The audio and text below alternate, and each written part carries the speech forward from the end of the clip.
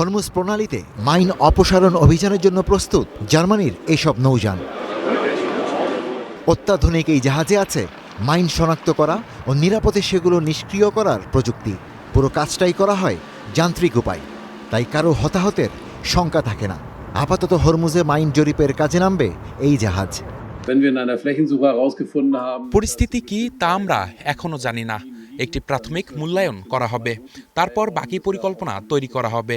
এই পরিকল্পনায় নির্ধারণ করবে যে আমাদের কতগুলো ইউনিট এবং কি সক্ষমতা প্রয়োজন।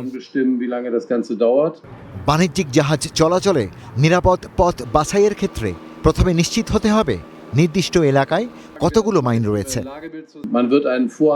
তল্লাশির মাধ্যমে যখন আমরা নিশ্চিত হব যে নির্দিষ্ট কিছু এলাকায় মাইন রয়েছে, তখন আমাদের একটি পথ তৈরি করতে হবে যাতে বাণিজ্যিক জাহাজগুলোর চলাচলটা নিরাপদ হয়। এদিকে যুক্তরাষ্ট্রকে পাশ কাটিয়ে হরমুজে এবার নিজেদের পথ নিজেরাই দেখছেন ইউরোপের নেতারা।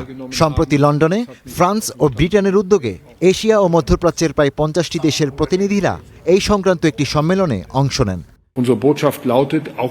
হরমুজে নৌ চলাচলের স্বাধীনতা নিশ্চিত করতে আমরা অবদান রাখতে প্রস্তুত। এই ধরনের অংশগ্রহণের মধ্যে মাইন অপসারণ ও সামুদ্রিক পর্যবেক্ষণ অন্তর্ভুক্ত থাকতে পারে।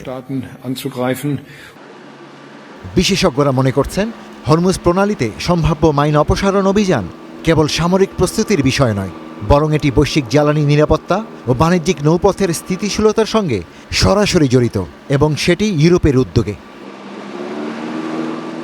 একই সঙ্গে ইউরোপীয় ইউনিয়ন ও মধ্যপ্রাচ্যের অংশীদারদের সক্রিয় অংশগ্রহণ ইঙ্গিত দিচ্ছে যে ইরান সংকট এই অঞ্চলের ভূরাজনৈতিক সমীকরণকে পাল্টে দিচ্ছে। যুক্তরাষ্ট্রের বলয়ের বাইরে নিজ নিজ লক্ষ্য অর্জনের পথে হাঁটছে দেশগুলো। Ishtiaq Hossain, star news.